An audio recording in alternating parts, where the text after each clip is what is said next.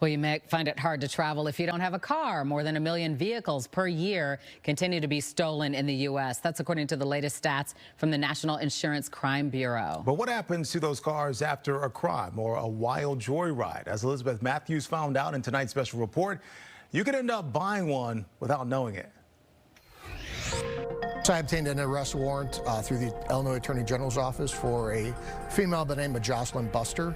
Joliet Police Detective Jeffrey German is leading the search to find the 27-year-old Joliet woman. So she is buying vehicles from dealerships using a stolen identity, obtaining a car loan using that stolen identity, and eventually she'll sell that car to an unsuspecting person, usually through social media, for cash. In the end, that deal adds up to no cash and no car for the consumer. Eventually, that person that buys that vehicle will likely lose a vehicle because the bank will eventually find out that the car was purchased fraudulently and the title was not valid.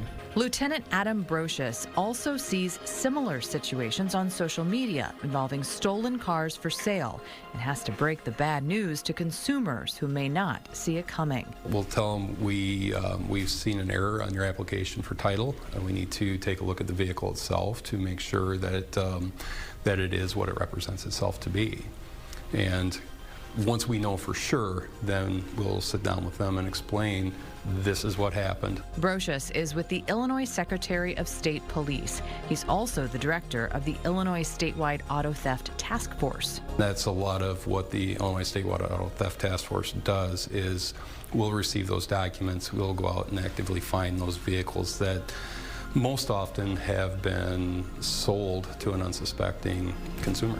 Checking the VIN, or vehicle identification number, is one of the main pieces of information Brocious and his team look at when tracking stolen cars.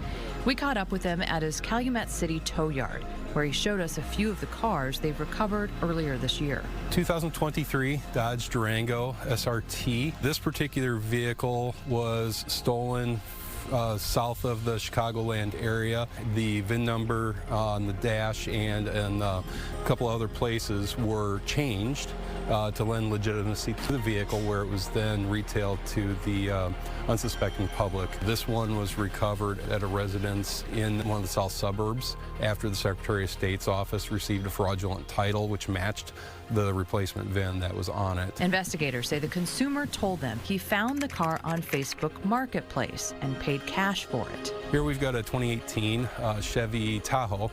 This particular vehicle was stolen from a rental car company here in the Chicagoland using fraudulent documents, fraudulent identity documents to initially rent this vehicle. Once it was rented, here again, the VIN numbers were removed on this, replaced with other numbers to, again, lend legitimacy to that, where, again, it was sold on social media to the motoring public. Before it was brought here, Brocious says investigators recovered the SUV in Markham from a person who also bought it online.